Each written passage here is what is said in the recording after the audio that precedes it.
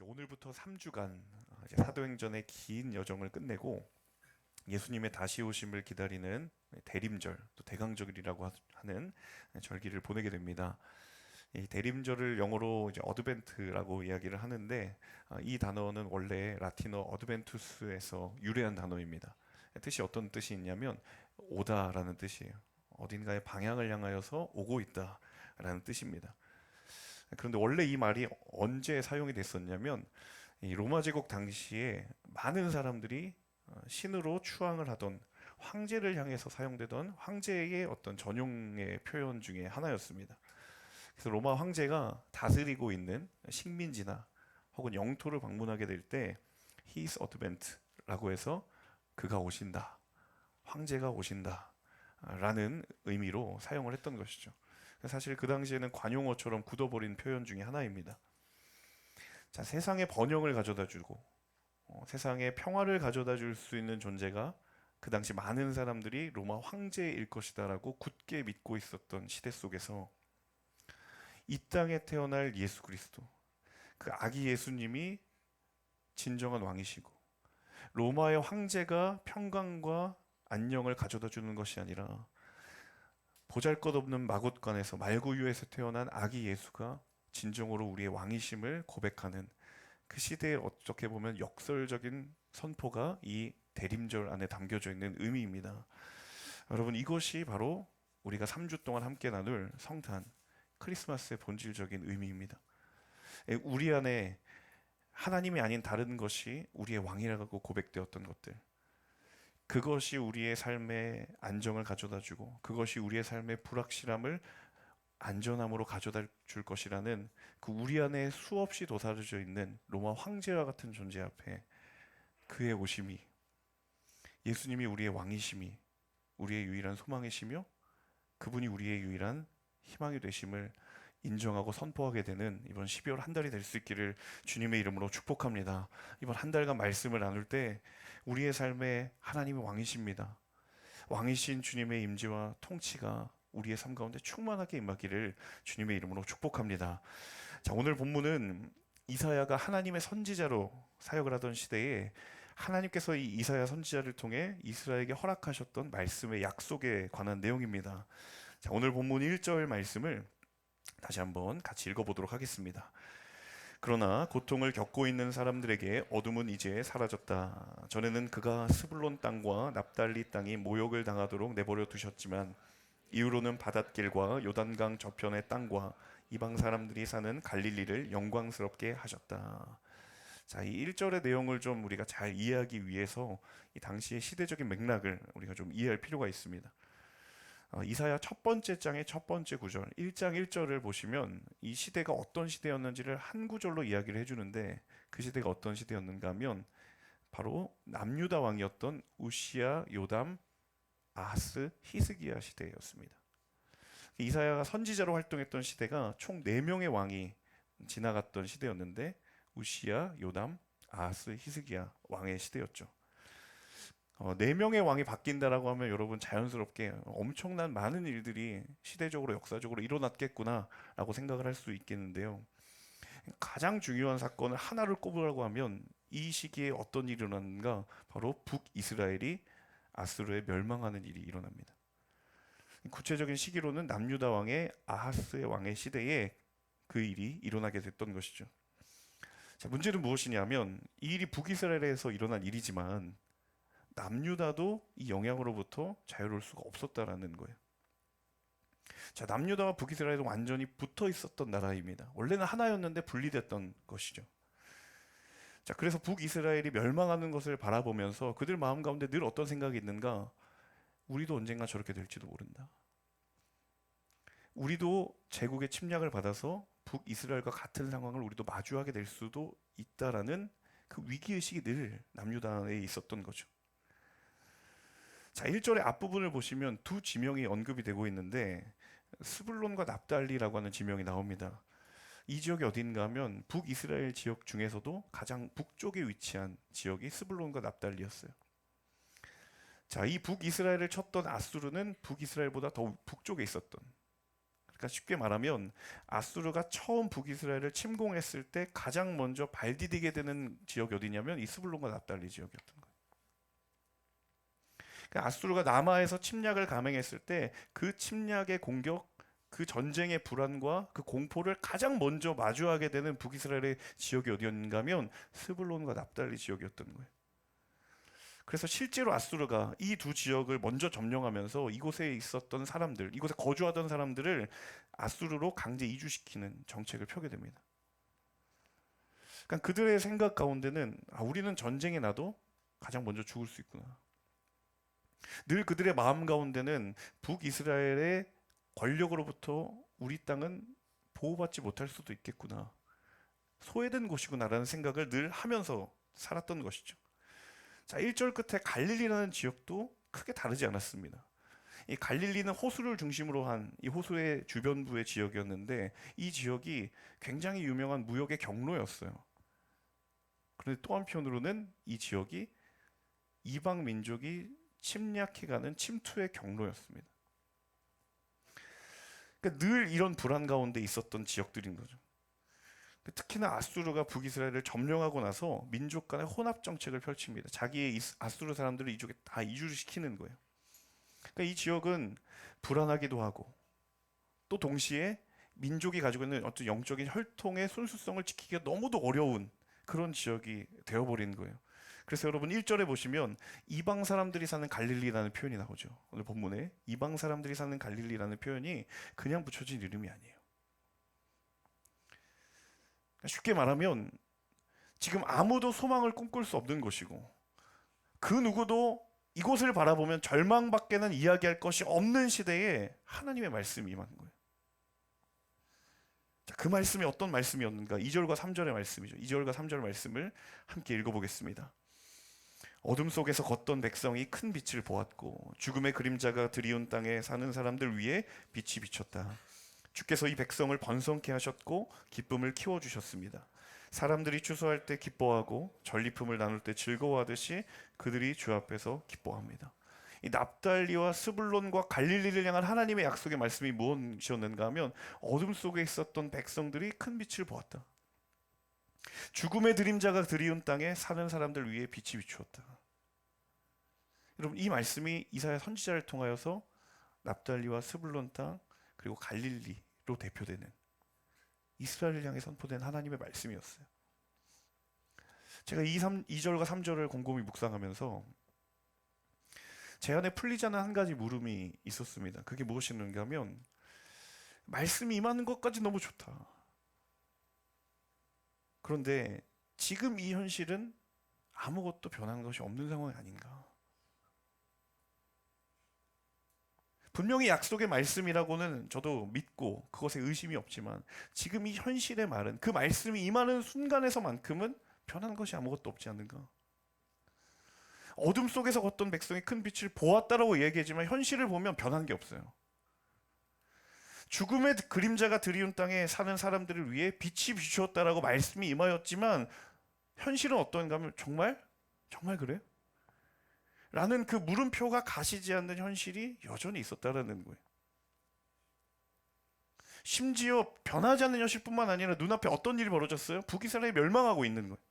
제국이 무너져가고 있는 모습을 보았어요. 멀찍이서 떨어져 쳐다보는 남유다도 우리도 언제 저렇게 될지 모른다라고 하는 알 수 없는 두려움이 늘 가득했고 그럼 우리가 어디에 소망을 두어야 될지 하나님의 말씀이 임하기는 하지만 그때가 과연 언제인지 끊이지 않는 염려 속에 너무도 역설적이게도 말씀은 임하고 있는 거예요. 여러분 한번 상상을 해보세요. 하나님이 내게 말씀을 하셨어요. 저 여러분에게 음성으로 들려주셨어요. 그런데 그 말씀이 들리는 순간 말씀대로 이루어지면 얼마나 좋겠습니까? 내게 주신 말씀이 듣는 순간 바로 1분 뒤에 그 일이 진짜 일어나면 얼마나 좋겠습니까? 얼마나 신나겠어요. 하나님 더 말씀해 주세요. 너무 좋은데요. 계속 응답해 주세요. 아마 그러면 실족할 만한 사람 거의 없을 거라고 생각합니다. 그런데 현실은 어떻습니까? 말씀이 임하는 순간에도 남유다의 절망의 상황은 변한 게 없었고 말씀이 선포되는 자리에도 두려움과 염려의 상황은 달라진 게 없었다라는 거예요. 제가 이 말씀을 준비하면서 예전에 어떤 한 지체와 상담을 하면서 나누었던 대화가 문득 생각났어요. 하나님의 때를 계속해서 기다리면서 인내의 시간들을 오래 기다리면서 너무 본인이 견디기가 버거워서 저를 찾아와서 이야기를 나눴던 건데, 저는 그 지체가 정말 신실하게 믿음의 생활을 하고 있다는 걸 잘 알고 있었어요. 그런데 그런 그분이 이렇게 얘기를 하는 거예요. 목사님, 하나님이 저에게 말씀하셨다라는 걸 제가 믿지 못하는 게 아니에요. 그렇게 정중하게 얘기하면 제 마음이 더 낙심이 됩니다. 차라리 삿대질을 하고 하나님 왜 그러냐고 그렇게 얘기를 하면 달래주기라는데, 이렇게 너무 예의를 갖춰서 제가 믿지 못하는 게 아니에요 라고 말하면 제 마음이 더 무너지는 거예요. 그러면서 목사님, 다만 제 마음에 힘듦이 있다면 그때가 과연 언제일까라는 그 물음표가 점점 커져가는 그 느낌이 참 쉽지가 않다라고 이야기를 하는 거예요. 기다려야 되는 것도 알고 하나님의 내게 말씀해준 약속이라면 반드시 이루어질 거라는 것을 내가 믿는데, 그 기다림에 흘러가는 시간의 도전이 내 너무 연약한 믿음으로는 견디고 소화해내기가 너무 어려울 때가 있습니다. 여러분, 이 고민이 그분의 고백뿐 아닐까요? 이 시대를 살아가고 있는, 하나님의 약속과 하나님의 때를 기다리며 그 믿음의 걸음을 걸어가는 우리 모두가 마주하고 있는 고민이자 도전이 아닐까요? 그 말씀이 언제 이루어질까? 마태복음 4장 13절에서 16절을 같이 한번 읽어보도록 하겠습니다. 함께 읽겠습니다. 예수께서 나사렛을 떠나 스불론과 납달리 지역에 호숫가가 있는 가버나움에 가서 그곳에 사셨습니다. 이는 예언자 이사야를 통해 하신 말씀을 이루시려는 것입니다. 스불론 땅과 납달리 땅이여, 호수로 가는 길목, 요단강 건너편 이방 사람의 갈릴리여, 어둠 가운데 살고 있는 백성이 큰 빛을 보았고 죽음의 그림자가 드리운 땅에 앉아 있는 사람들에게 빛이 비추었다. 여러분이 마태복음 4장의 이 본문은 예수님께서 공생의 사역을 시작하시면서 성령께서 받으신 하나님의 나라의 복음을 선포하는 장면이에요. 그러니까 쉽게 말하면 이제 사역을 시작하고자 하는, 어떻게 보면 출정식과 같은 장면인 거죠. 자, 그런데 예수님이 자신의 사명을 말씀하시면서 인용한 구약의 성경이 어디였는가 하면 오늘 우리의 본문인 거예요. 그 이사야 9장 1절과 2절의 말씀을 마태복음 4장에서 예수님이 인용하시는 거예요. 우리는 사실 이 시대에 구약 성경과 신약 성경이 한 권으로 돼 있기 때문에 구약의 말씀이 예수님 시대에 이루어졌구나 여러분 라고 그렇게 간단하게 생각하기가 쉽습니다. 하지만 여러분, 이 이사야가 말씀의 약속을 받았던 이 시대와 그리고 예수님이 이사야서의 말씀의 약속을 선포하는 시대의 시간의 간격이 얼마인 줄 아세요? 최소 700년 이상입니다. 우리는 성경 한 권에 조금만 넘기면 이사야, 그 다음에 마태복음 있기 때문에 이루어졌구나 라고 금방 대조할 수 있지만, 실제로 그 말씀이 선포되었고 그리고 예수님을 통해 증거되었던 이 시간의 간격은 여러분, 우리가 감당할 수 없는 시간이에요. 적어도 700년 이상, 750년에서 800년에 가까운 시간 동안 그 말씀이 이루어지지 않고 있었는데, 여러분, 사람이 하루 전에 말하는 것도 여러분 기억의 왜곡으로부터 우리가 자유롭지 못하잖아요. 내가 어제 친구랑 대화한 것도 오늘이 되면 기억이 달라지잖아요. 아무리 내가 중요한 대화를 하고 약속을 해도 시간이 흐르면 우리는 기억의 한계에 갇힐 수밖에 없어요. 여러분, 이사야를 통해서 하나님이 약속하셨다고요. 말씀하셨다고요. 그런데 그 시간의 길이가 얼마냐면 100년도 아니고 200년도 아니고 700년이 넘는 시간이에요. 대부분의 사람들, 그 시대에 살던 유대인들, 구약의 말씀을 다 알고 있다고, 다 외우고 있는 유대인들이라고 하지만 여러분, 이 시간에 무슨 일이 일어났습니까? 나라가 멸망하고 어두움이 더 깊어져가는 상황을 바라보고 결국에 남유다까지 망하는 상황에서 여러분, 그 약속의 말씀을 붙드는 것이 과연 결코 쉬운 일이 아니었을 거예요. 근데 오늘 예수님을 통해 하나님이 하나님의 사람들을 향해 주신 약속의 말씀이 무엇인가? 우리는 잊었을지라도 하나님은 결코 약속을 잊으시지 않으셨기 때문에 거기에 소망이 있는 줄로 믿습니다. 사람들은 다 잊어버렸어요.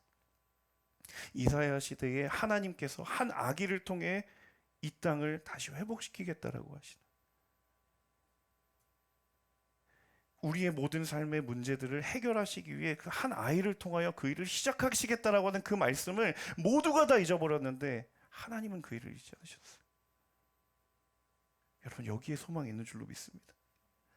모두가 버린 땅, 스불론 땅과 납달리 땅을 바라보고, 영적으로 소망이 없다고 하는 갈릴리를 바라보고, 어느 한 사람도 하나님의 약속의 말씀을 기억하지 못하고 기대하지 않는다 할지라도, 여러분, 그때에도 하나님은 결코 당신의 말씀의 약속을 잊으신 분이 아니시는 줄로 믿습니다. 이사야 14장 24절 말씀 같이 읽어볼까요? 함께 읽습니다. 만군의 여호와께서 맹세하여 이르시되 내가 생각한 것이 반드시 되며 내가 경험한 것을 반드시 이루리라. 아멘. 사랑하는 여러분, 우리의 믿음의 고백이 이 약속의 말씀 위에 거하기를 주님의 이름으로 축복합니다. 하나님의 말씀은 우리가 처해 있는 상황과 우리가 머물러 있는 환경보다 언제나 크고 강하신 말씀의 약속인 줄로 믿습니다. 저 여러분의 삶의 자리 가운데 하나님 우리에게 각자에게 주신 말씀의 약속, 하지만 상황에 휩싸여, 시간에 휩싸여 잊혀져 버린 그 말씀의 약속을 여러분 오늘 이 말씀을 의지하여 다시 한번 꺼내 드시기를 원합니다. 때로는 바쁘다고, 때로는 내 상황이 버겁다고, 내 환경이 어렵다고 그리하여 파묻혀버린 말씀의 약속을 다시 붙들고 그 말씀 위에 서는 하나님의 사람들 모두가 되실 수 있기를 주님의 이름으로 축복합니다. 이어지는 6절의 말씀 함께 읽겠습니다. 한 아이가 우리를 위해 태어났다. 우리가 한 아들을 얻었다. 기묘자, 모사, 전능하신 하나님, 영원하신 아버지, 평화의 왕이라 불릴 것이다. 그 절망의 시대를 향하여서 하나님의 약속의 말씀이 선포되기를, 한 아이가 우리를 위해 태어났다. 좀 엉뚱하게 들릴 수 있겠지만 저는 이 대목에서 그런 생각이 들었어요. 이스라엘 백성들, 그 당시에 이스라엘 백성들은 이 얘기를 듣고 도대체 무슨 생각했을까? 여러분, 지금 전쟁의 위기가 일촉즉발의 상황이에요. 북이스라엘은 이미 망하고 있고 남유다도 침략의 두려움으로부터 결코 자유롭지 못한 이 시점에 하나님께서 우리에게 주신 약속이 뭐예요? 한 아이를 통해서라고. 인간적으로 보면 그 아이가 태어나서 뭘 어떻게 하겠냐.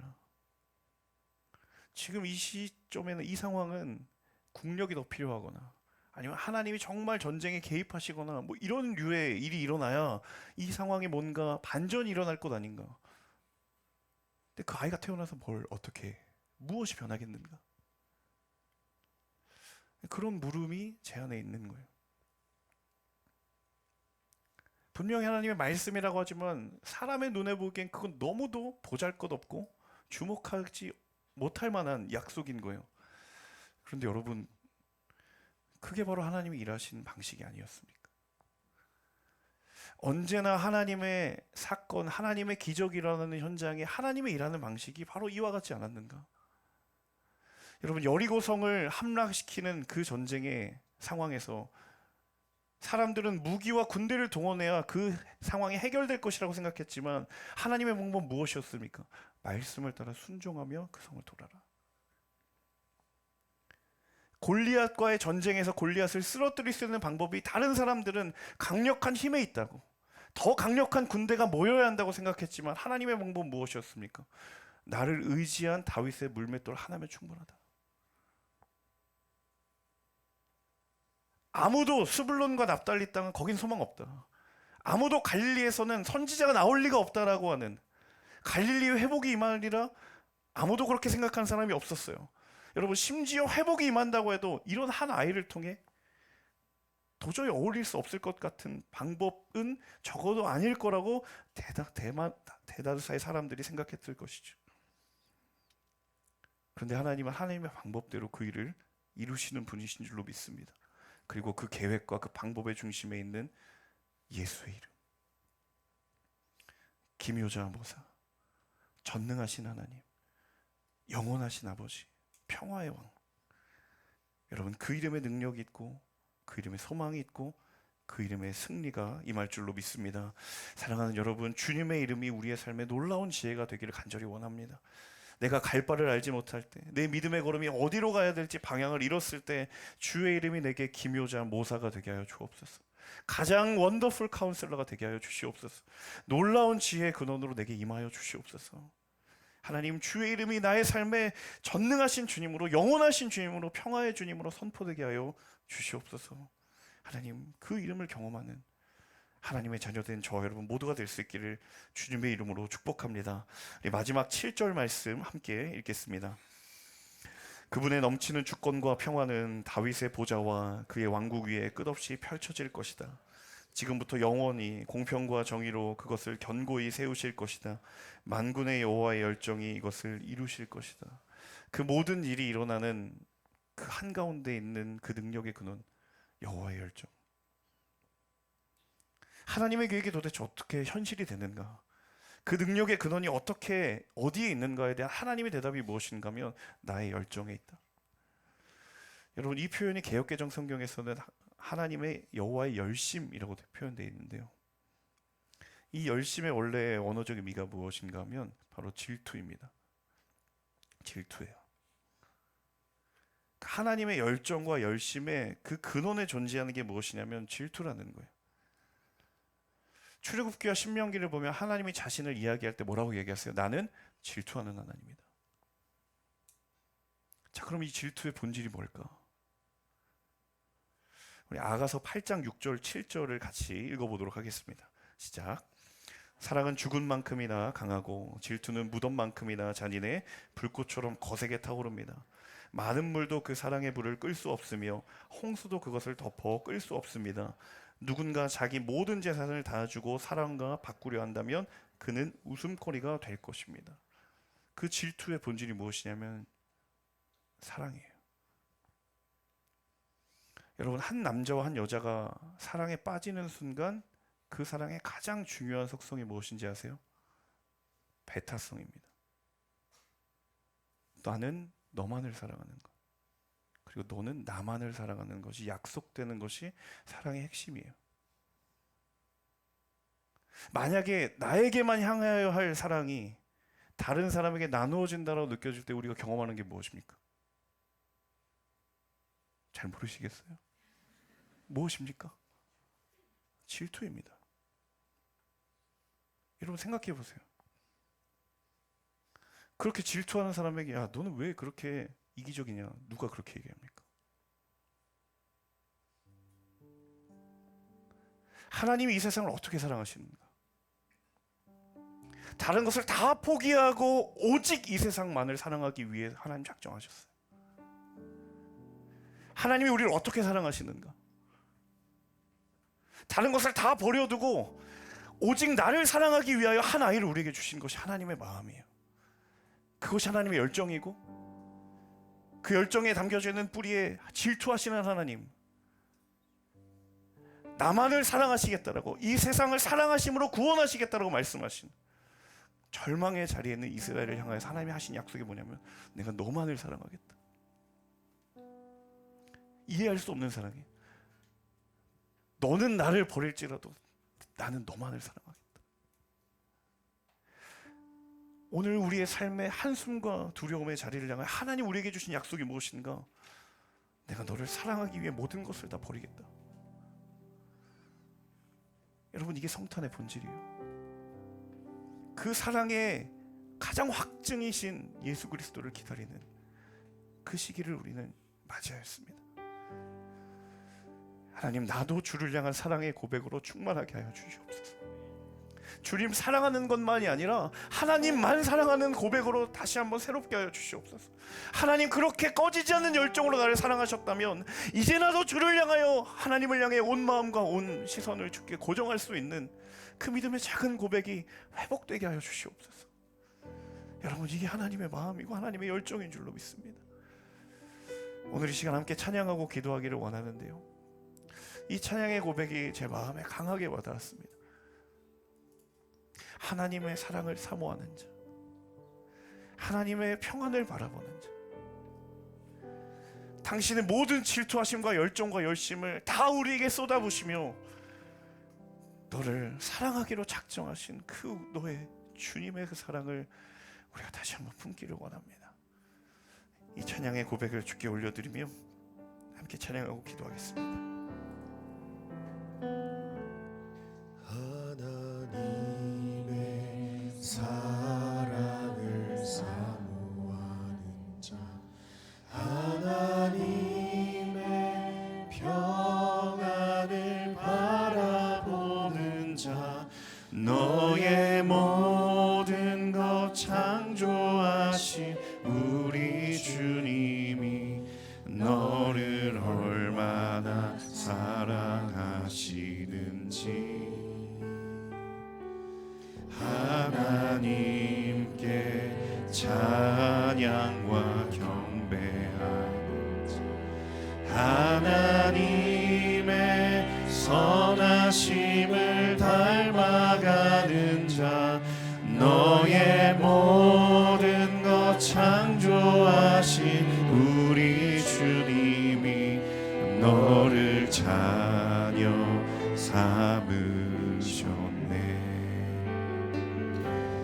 하나님 사랑의 눈으로 너를 어느 때나 바라보시고 하나님 인자한 귀로서 언제나 너에게 기울이시니 어두움에 밝은 빛을 비춰주시고 너의 작은 신음에도 응답하시니 너는 어느 곳에 있든지 주를 향하고 주만 바라볼지라. 다시 한번 이 고백을 드릴 때 우리 가능하신 분들은 다 함께 일어나셔서 함께 찬양하며 나아가도록 하겠습니다. 우리 나를 향하여 선포하며 나아갑시다.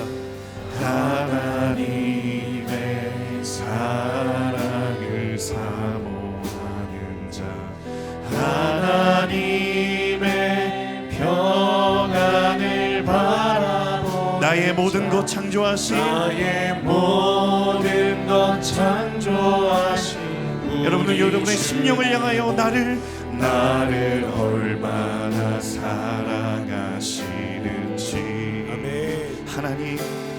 하나님께 찬양과 경배 하나님의 선하심을 닮아가기를 원합니다. 하나님의 선하심을 닮아가는 나의 모든 것 창조하신 우리 주 나를 자녀 삼으셨네. 나를 자녀 삼으셨네. 하나님 아멘. 사랑해 하나님 사랑의 눈으로 나를 어느 때나 바라보시고 하나님 인자한 귀로서 언제나 나에게 기울이시니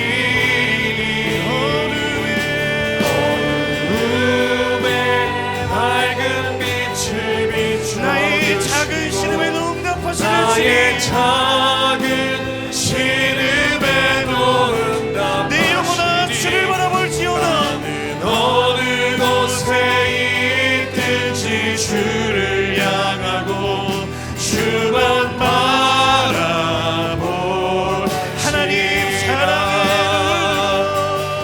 하나님 사랑의 눈으로 나를 어느 때나 바라보시고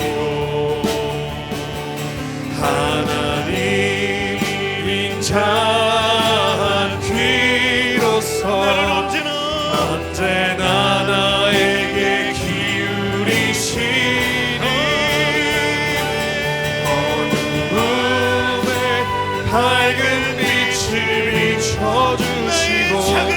나의 작은 신음에도 응답하시니 나는 어느 곳에 있든지 주를 향하고 만군의 여호와의 열정을 의지하며 나아가리라. 우리 다시 한번 믿음으로 선포합니다. 하나님 사랑해, 하나님 사랑의 눈으로 나를 어느 때나 바라보시고 하나님인 자 한 귀로서 언제나 나에게 기울이시리. 어두움에 밝은 빛을 비춰 하나님 우리의 인생의 신음에도 응답하시는 주님, 작은 신음에도 응답하시니 나는 어느 곳에 있든지 주를 향하고. 우리 마지막으로 다시 한번 고백하며 나아갈 때 우리 오른손을 주님을 향하여 들며 하나님 사랑의 눈으로 나를 어느 때나 바라보시고 하나님인 자 귀로서 언제나 나에게 기울이시리. 어두움에 밝은 빛을 비춰 하나님 은밀한 곳에 찾아오시는 주여, 나의 작은 신음에도 응답하시니 너는 어느 곳에 있든지 주를 향하고 내 영혼아 주만 바라볼지라.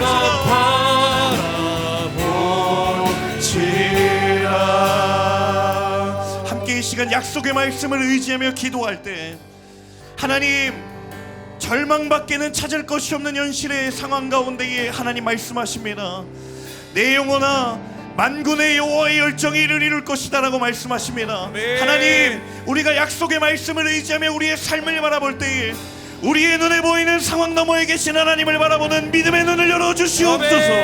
내 영혼아 절망 가운데에 신음의 자리 가운데에 임하시는 하나님의 음성에 귀를 기울일지어다. 약속의 말씀을 의지하는 자마다 하나님을 보게 될지어다. 다시 한번 기도하며 나아갈 때 주여 한번 외치며 기도하겠습니다. 주여 신실하신 아버지 하나님, 우리가 주님의 약속의 말씀을 의지하며 나아갑니다. 아버지 하나님 주의 임재를 삼으며 나아가는 모든 영혼들 가운데 하나님 만군의 여호와의 열정이 이루어지는 것이라고 말씀하십니다. 아무도 기대하지 않은 스불론과 납달리 땅 모든 이들이 희망을 저버린 갈릴리 지역을 찾아가 하나님의 빛이 그곳에 임하였느니라. 이방의 빛이 선포되었느니라고 말씀하시는 아버지 하나님의 놀라운 음성 앞에 아버지 하나님 엎드리게 하여 주옵소서. 그 약속의 말씀이 우리의 삶을 향한 약속의 말씀이 되게 하여 주옵소서. 주여 우리의 믿음의 눈을 열어 주를 바라보기를 원합니다. 아버지 하나님 우리의 믿음의 눈을 열어 아버지 하나님의 영광의 임재를 보기를 원합니다.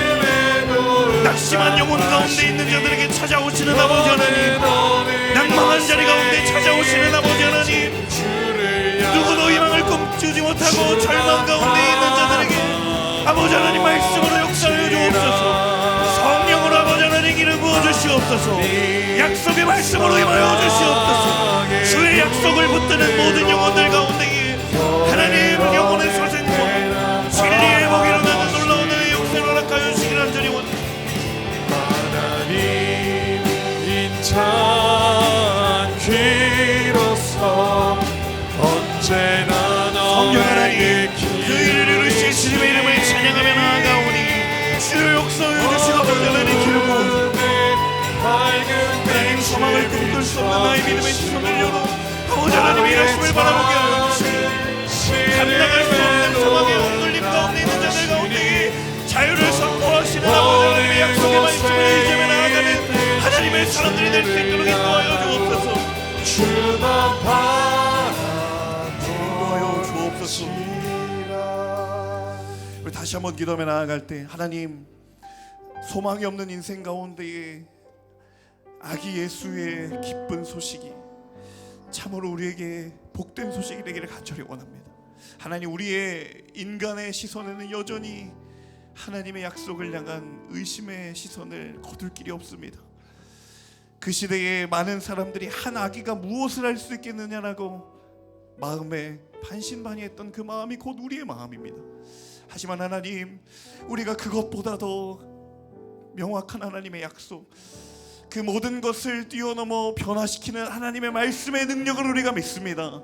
하나님, 우리의 삶 가운데 주님 내게 주신 약속을 다시 한번 꺼내어 붙드는 말씀의 인생이 될 수 있도록 인도하여 주옵소서. 그 약속을 믿는 자, 그 약속의 말씀 위에 권하는 자에게 다시 한번 소망의 걸음이 시작될지어다. 우리의 삶을 주님께 올려드리며 주의 말씀의 약속을 구하는 자에게 주여 한번 외치며 기도하겠습니다. 주여,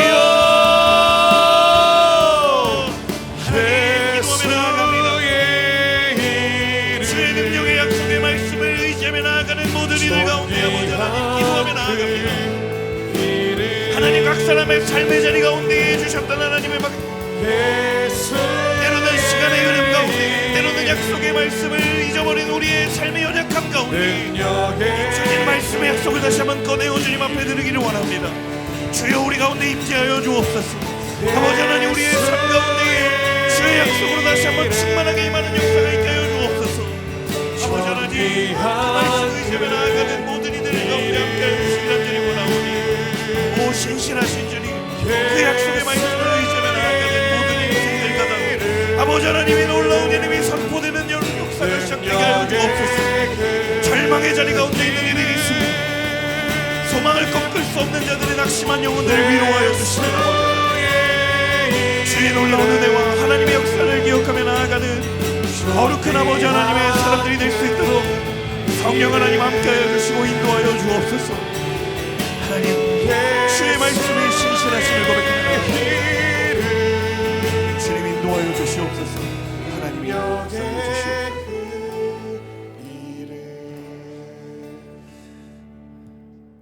아무도 소망을 꿈꿀 수 없는 그 시대의 암울한 상황 속에서 누가 스불론과 납달리와 갈릴리 땅에 소망이 있느냐고 많은 이들이 말하는 그 현실 속에서 하나님의 빛이 임하리라 말씀하셨고, 기묘자 모사, 전능하신 하나님, 영원하신 왕, 평화의 왕이신 한 아기가 그거에 날 것이라고 말씀하셨던 그 하나님의 약속의 말씀을 많은 이들이 외면하던 그때에 하나님의 약속을 신실하게 이루어 가시는 하나님의 열심과 하나님의 열정을 우리가 다시 한번 품으며 우리의 삶에 약속하신 하나님의 말씀을 다시 한번 기억하기를 원합니다.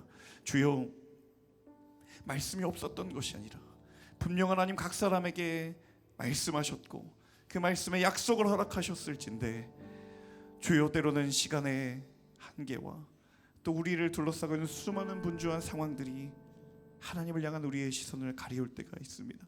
다시 한번 하나님 그 말씀의 약속 의지하며 주 앞으로 나아가는 모든 발걸음 가운데 주여, 믿음의 눈을 열어 주를 바라보는 하나님의 사람들 되게 하여 주옵소서. 주님, 우리의 인생을 향하여 불타오르는 사랑의 열정으로 모든 것을 다 내어주신 것처럼 이제는 우리도 주를 향한 고백이 순전한 고백으로 하나님을 향한 열정으로 새롭게 되는 하나님의 사람들 모두가 될 수 있도록 인도하여 주시옵소서. 우리의 삶의 소망과 절망의 한가운데 있는 그 믿음의 사람들의 기도를 아버지 하나님 들으시고 신실하게 그 일을 이루어 나아가신 하나님의 계획을 바라보게 되는 귀한 믿음의 사람들 우리 모두가 될 수 있도록 인도하여 주시옵소서. 그렇게 행하실 주님의 이름을 찬양하고 감사드리며 이 모든 말씀 예수님의 이름으로 기도합니다.